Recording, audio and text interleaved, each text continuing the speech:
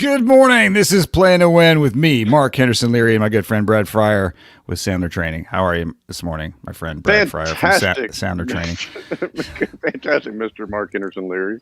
Well, I appreciate you being respectful there. You know, you were asking me what we're going to talk about, and I think we should talk about life. Because we're in the middle of it. You're in the hill country with the actual. That's not virtual background. This is not virtual. That's right. That's incredible. I mean, it's really. I love it. I love seeing that. I've got my son on the iPad about 20 feet away from me, who could join us at any minute. Father's Day weekend, we were talking about adventures off road and getting Jeep stuck, and I think that just right now, this is just. I feel great. Just looking at you make me feel great. This is life, right? This is life and living. This is what it's about. I think this is the what does it all stand for episode. Well done. What does it all stand for? Yeah. I mean, there seems like there's a lot of times through life where you take a step back and you ask yourself, why am I doing this? What's the purpose? What's the end game? What's the reward? Right? Because you get into that routine where you're just working, and the old adage, at the end of the day, the race is only with yourself. Yeah. He's not racing anybody. So yeah. I mean, that's a great point. So give me Mark's philosophy on life.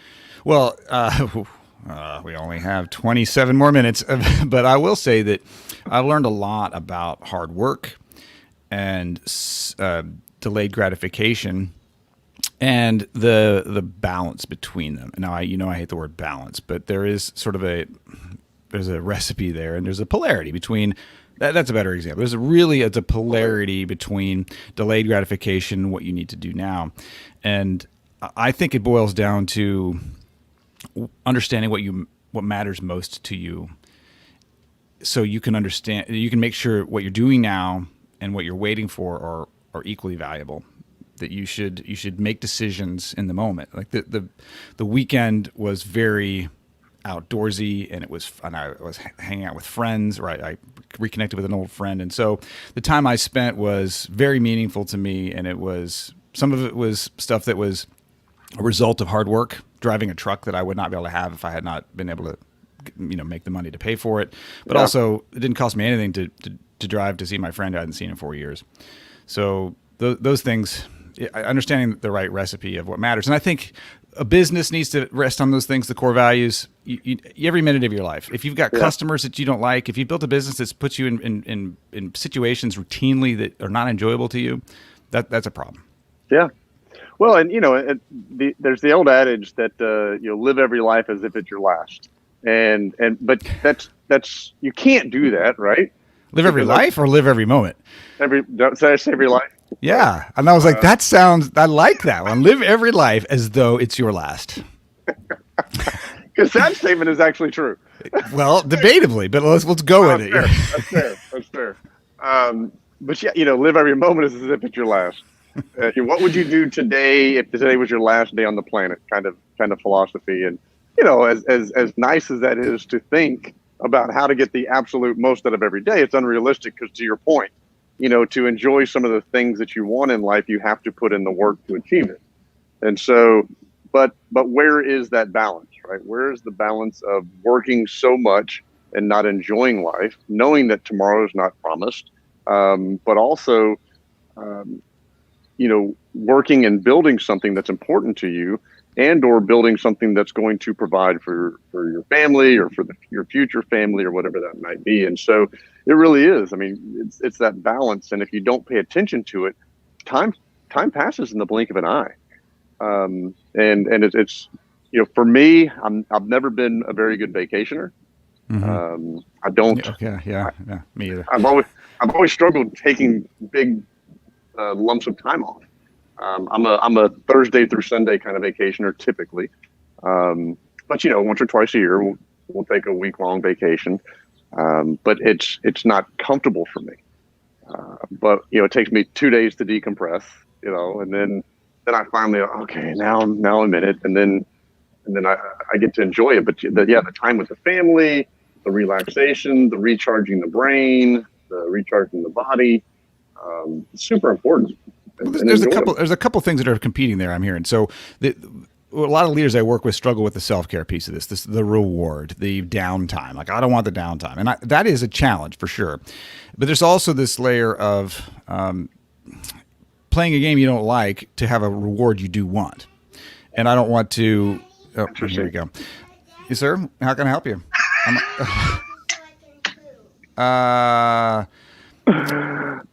You need a diaper so you can poop. This is life. How urgent is it?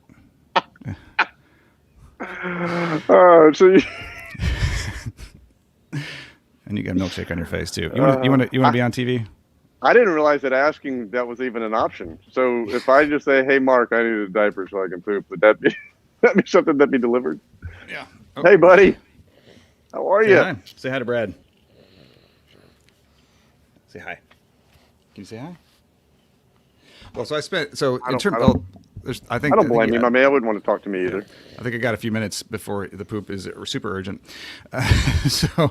But there's two ingredients, like the reward side of and downtime. I get that, but yeah. I do see people suffer with a business they don't like or do work they don't like in favor of something down the line.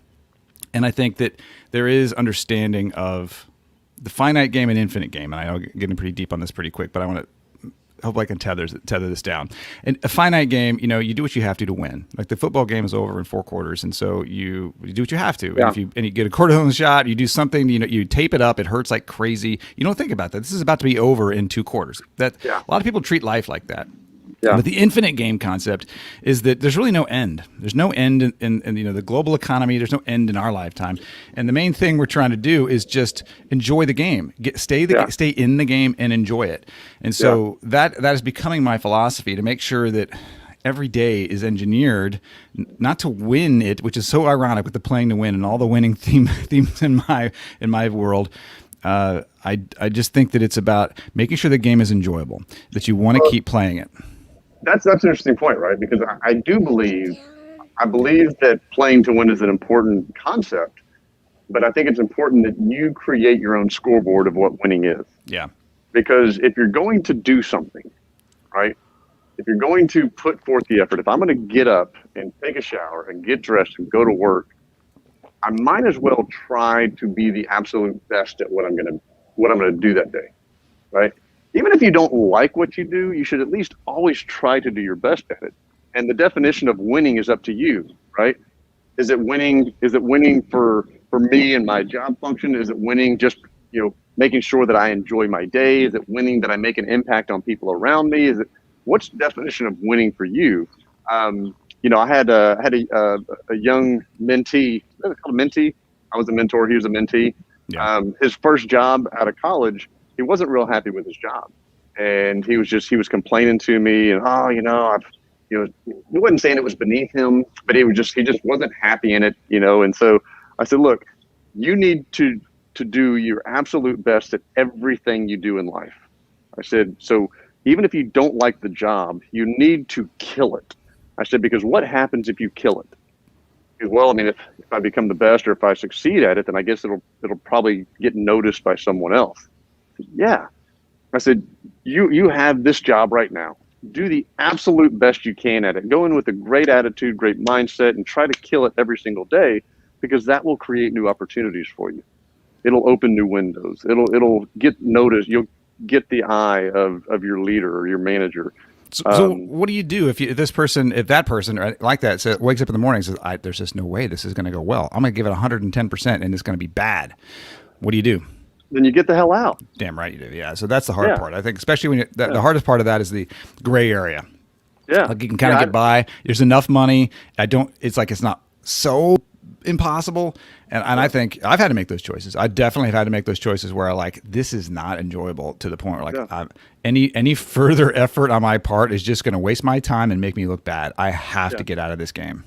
Yeah. And look, at the same time, every job on the planet is not going to be, awe-inspiring and fulfilling and entertaining and fun.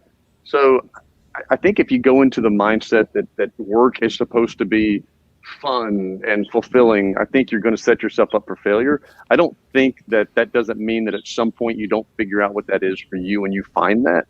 But I think you have to succeed in order to build that path for yourself. You know, if you come out of college and you say, you know what, I want to find something that's going to fulfill my spiritual journey and my destiny, and I want it to be fun and blah blah blah, you're likely going to be unemployed for a long time. So I want to dig into that because I get, well, so I've definitely worked with people and mentored people who've suffered like crazy. They can work through they can just walk to work on nails and glass and not get paid any money, and they can learn their way through this, and they can work 24 hours a day. They can suffer big time. Now what that creates is an ability to do that forever, and Right. they don't level up. They don't ask themselves, what could I achieve? And so that's usually where I'm talking, like, you can actually have customers you like. You can actually have a schedule you like. You can actually pay yourself real money. And so I've been able to get people to sort of realize that. But I do think that the old school mentality of be happy to have a job, you're licking envelopes and you're going to do that for 2 years and you make no money, and that's your job. I think that era is gone for most people. For some people, though, that might be a path to that. But I do think that the lens that I would coach people to do, and do coach people to when they're young, is what do you need to learn? Where are you trying to go? Is there a meaningful path in this? Because I think people could listen to what you said and be like, okay, if I hate the job, that's the right job. Like, no. It's like you think it through. If you don't like the job and there's something you need to learn in it and there's some benefit to it and is a path to someplace logical, you might need to sacrifice. Going to school for some people is amazingly fun. Not fun for me, most of it. So there were some things, and if I did it over, I'd probably learn different stuff. But there's plenty of classes I had that I did not enjoy. But it was meaningful. It was toward a path that I thought, learned later, wasn't quite the exact path I needed, but it was on a path that made sense at the time. So I do think it's appropriate to think of that. So I would challenge anybody who doesn't like their job, who is working hard, to get super intentional and ask yourself, where is this going? What can I maximize out of this? And if I can leave here this role, at least with a good reputation, where is the next step? And you need to double down on this, or say, this whole path doesn't make any sense at all. Yeah, so a couple of things I think have risen to the top of this conversation. Number one is you got to define what winning is to you, right? What is that? You didn't use the word balance. You used another word. Polarity. Polarity. You got to figure out what winning is to you. You got to figure out what you're trying to achieve. What is the polarity that you're trying to create in your life? But the path to get there, right? The path isn't that I walk out of. And we keep referring to young people. I don't. Now we're kind of stuck on that trend, but I don't. This isn't focused on young people. It's focused on anybody. Change it. You got it. So if I'm 40 years old and I believe that I deserve. That's young people, man. That's young people. I'm almost 50. I'm 45 years old, and I feel like I deserve a corner office, a company car, six-figure salary, and a 2x bonus. If I feel like I deserve that, or I'm entitled to that, or that's what I want, then you got to figure out what the path is to get there. And and it might not be that every step of the path is going to be hugely enjoyable. It might not be awe-inspiring and spiritually fulfilling, but you highlighted the fact that it is a path. But if you don't know what path you're going down, how do you know if you're in the right place? How do you know if this is the spot worth staying for 2 years to build that next step in the ladder, right? So you got to define what it is you're trying to accomplish, and then build the path. Because if you don't know where you're going, how do you know if where you are is where you need to be? Yeah, for sure. And and there's dimensions to that, and the backdrop of this is life, right? So I think like Father's Day weekend. The only thing I've ever wanted from Father's Day is since I've been a father, is to spend time with my kid and then now kids. Yeah. And so yesterday was no different. And it was the beach trip, which is kind of a tradition that my daughter and I started. And so now my son's in this. And I think it was it was a subtle difference through the years. Like we get to the beach and didn't have the right stuff at the right time. Was figuring it out. I was, in a car that wasn't really beach appropriate, but we were making it work. But yesterday we were in the Jeep and the Gladiator and everything. I had everything in the back, and we had a tent, and everything was so aligned. And I think what I took away from that was that I had really thought it was the product of lots of introspection about what do I want my life to feel like? And I want it to feel like with family. And I want it to feel like getting stuff dirty is okay. And I want to be able to be ready for things. And so it was kind of a symbolic manifestation. It was a wonderful day, just very carefree.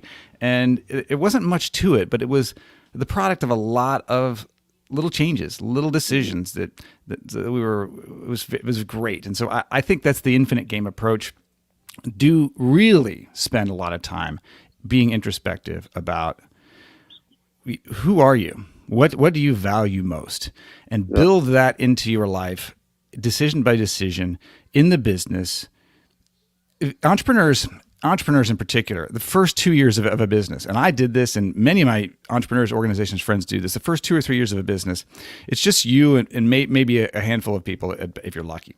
And so when the work comes to you, and this is, I think, kind of a riff on what you're saying. Like, you don't get to ask yourself, well, I don't do copies. You're like, I'm not going to get coffee for the people in the conference room. No, there's nobody else here.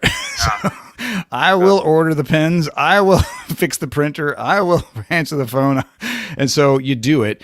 A couple of years into the business, the question of what do I want to do and what am I best at is so far from your mindset. Your inertia is on autopilot. I do whatever because I have to, and that's how it is. And so getting people to click out of the mindset of like, you have a choice. Not only do you have a choice, you have an obligation to your business, to yourself, to your family, to use your bigger gifts and create. And so using your bigger gifts is understanding what those gifts are, and having that self-awareness is ultimately very productive for a business. But when you have it, you start to make decisions that make your life easier and better and aligned. And my hope out of this whole conversation, I feel like the whole point, it comes back down to this bringing this infinite game approach. Like, if you think about where you're going and you think about who you are, you can gradually learn how to make the game fun every day, and a game you like playing. And the whole goal just ends up being, I want to play more of that game. Yeah. I mean, that, and every day is not going to be that way, right? But I think part of, it's Simon Sinek, right? Start with why. Mm-hmm. And infinite game is also, he's brought that infinite game theory concept to light in the book Infinite Game. So it's a Simon Sinek day. You're welcome. But the idea of knowing the why behind the what, right? You got to get up every day and go do something. Well, why? Why are you doing it? Are you working towards your goals, or are you working towards someone else's goals? I have a lot of people call and ask, a lot of clients or people that I'm coaching, hey, I got this opportunity. I don't know if I should take it or not. And the question is, well, how does it play into your goals? How does it play into what you're trying to achieve long term? Well, I don't know. Well, then how are you going to decide if this is the right choice or not? Right? Yeah. You're just going to roll the dice and hopefully it ends up in a good spot. So yeah, having an idea for why you're doing what you're doing. Right? If you're grinding out 60 hours a week, I hope you have a good why, especially if you have a family, if you have hobbies, if there's things that you enjoy in life, you can't ever get that time back. The old adage, you've never seen on a tombstone, he wished he'd worked harder. So enjoy the time that you have, however that looks, right? Whether it's going to the beach with the kids and camping out, whether it's, going to a lake and spending time in the water, going hiking, just doing a staycation where you stay at home, sit in the backyard, smoke a brisket, whatever is enjoyable to you, make sure that you're making time for it. Right? I got you. And you said something like, it's not always easy, right? And I get that there's an evolution. And I think we're kind of moving between distant past and future of like, when you start the journey, like it's called chaos, right? Like you're trying stuff, and like 98% of the things you try suck. They don't work. And so every job, the first 5 jobs you have coming out of college suck, all of them from many people. Yeah. But you talk about those tough days, like I got the Jeep stuck over the weekend. We don't need to go into the details of exactly how that happened. That doesn't matter. And it kind of sucked. Long story made short. It kind of sucked. But then again, it kind of didn't. It was definitely the kind of problem that I manufactured. So like it was a challenge, and I was trying to get rescued, and I was by myself, and I was scared, to be honest. I was scared that my truck was going to get permanently damaged, or I was going to be there for hours and hours and hours, or whatever. But at the same time, it was absolutely a challenge in a domain that I had created. It was my land, my set of problems, and it was a tough set of problems at the moment. But I half loved it, half hated it at the same time. And so, just understand that when you do good work with your life, the challenge doesn't go away, but you choose the arena. Ooh. You choose the arena. I just had like this. I've got this gladiator vibe going because you drive a gladiator. I drive a gladiator. I was like, talked about the arena. I'm just. Are you not entertained? Somebody go, are you not? Oh my God, it's a good movie. Such a good movie. I'm about to go jump off the rail. Yeah. Oh man. Yes, but you know what? That's you create your arena. You create your story, right? You know, and the story continues to be written. There's new chapters being started every day, and it's never too late to take a pause, take a time out, do some soul searching, do some goal setting, figure out, you know, where am I now? Where do I want to go? And what's it going to take to get there? Maybe you're already there, and that's fantastic. But if you're not, asking yourself, what's the path to get there? Right? You know, what are the maneuvers? You know, how do I invest now to get there? Whether it's time, energy, resources. You know, there's so much at play that if we don't have a little bit of a deliberate game plan. So this is interesting because last week I was doing a training session for a bunch of recent college grads that are going into a company and starting in the sales job, and we were doing a goal setting session. And this is the first time this has happened to me in 17 years. But I started asking about is it go time for your buddy? He's asking about the dog right now. We're okay. Okay, good. But the first time this has happened in 17 years, but I got the feedback from the group that they really didn't believe in goal setting. And I was kind of perplexed. And I was like, well, you know, help me understand why, share with me, da, da, da. Well, you know, the future is just so far off and there's so many variables and we don't want to set ourselves up for failure and we might change our mind. And I never heard a group suggest that goal setting was bad, or not bad, but just not something they were interested in. Yeah. And it was, I mean, granted by the end of the session, what I do is I say, hey, look, we talked about goal setting today. I've got a document that I can email you if you want it. I'm not going to send it to anybody because I don't want to waste the effort. If it's just going to sit in your inbox, you're going to delete it. Shoot me an email. I'll send it to you if you want. About half the people that attended shot me an email and said, hey, I want the document. And so I sent it out. So, you know, for as much resistance or as many naysayers as there were, which I don't know if that is a perspective based on where they are in life. You know, having just come out of school, going into the workforce, the future is just so bright and so broad that they're afraid to pigeonhole themselves this early. You know, whatever that might be. I couldn't quite comprehend that. Well, okay, so you hit a great subject, and we got like 2 minutes to like crack that open, because it ties into the whole theme. And I have a lot of thoughts on how this all works, from like long-term goal setting to shorter term goal setting, and what the importance of the values are. But I did have a leadership team where I did have the CEO leader say something to the effect of like, "What's the point of setting all this? You know, you can't predict the future." Something to that effect. And you know, you can't control what the customers do. You can't control what the economy does. And I was kind of struggling because I find myself kind of usually at flip side of that. I'm trying to teach people that a little chaos is okay, and you can only predict so well.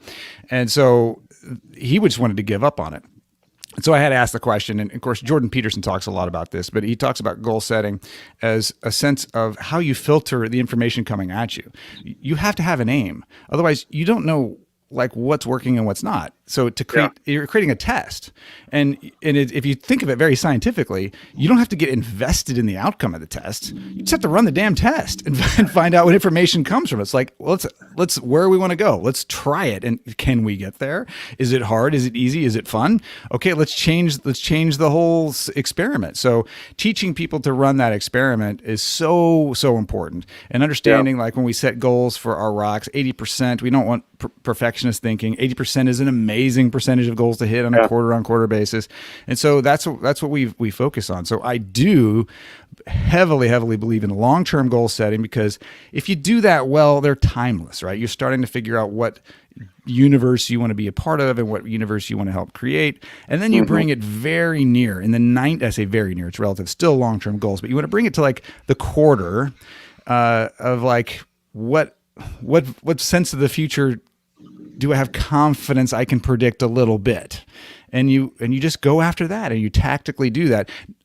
You like I had a nerve for you there. Well, the other thing, and the piece to add to that is nothing has to be permanent, right? They're your goals. They're your company's goals. They're your family's goals. You have the right to change them at any point. But you have an obligation to change them. You have an obligation to change them based on what you learned from the last round of goals. Yeah, I mean, if your priorities change, if you learn lessons, if you decide that that's not what you want anymore, you have the right. So kind of encapsulating what we've been talking about today, right?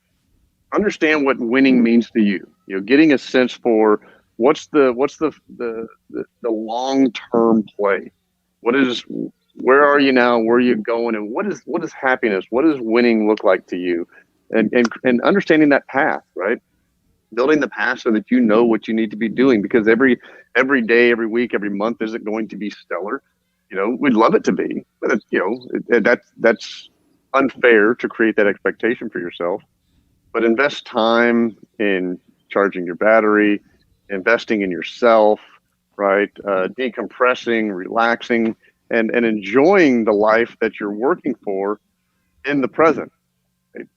And however that looks for you, right? You don't have to do it the way somebody else does it. Camping on the beach, that's brilliant. But so can be sitting at home with a hot cup of tea watching a movie. So make sure you find your happy place and invest in yourself. Yeah, I agree 100%. And so my thinking on the last thing I want to say on this, and we'll probably close this down, is that long-term goals usually timeless. Usually there's something you're envisioning. It's your dreams. Those are especially when you dream them. They don't usually change because they're not as specific as like a shorter term 90-day or so goal.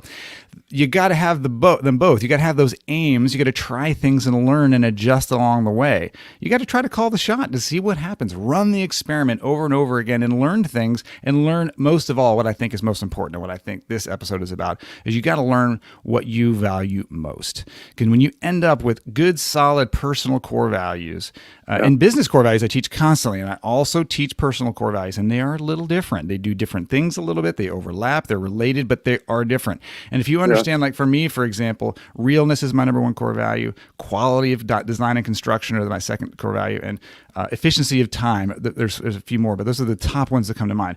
I can make decisions based on being real, being honest, and I can enjoy a moment in any given moment. Quality, I can make decisions about whether I want to buy something, not buy something, do something, sit in a chair or not, on the basis of how the quality is. And I know that's really very important to me. Yeah. And then efficiency of time, it really forces me to ask the question of like, is this the best use of time? Am I getting frustrated because this is a waste of time?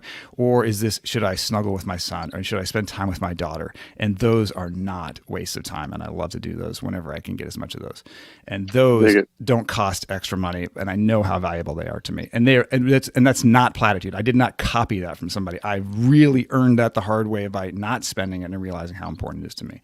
So that's what it is to have to live my infinite game. I dig it. Anything else you want to add, man? Can you wrap it in 20 seconds? I think that's it. I think it's think long-term goals, that short-term goals run the experiment so you can learn, but living the life, living the business, living your life. And it's no different, right? In your business, in your company, in your family, on vacation, by yourself, what matters most to you is what you should understand and be real and be proud of. And that will give you that happy life and good decisions in business and life.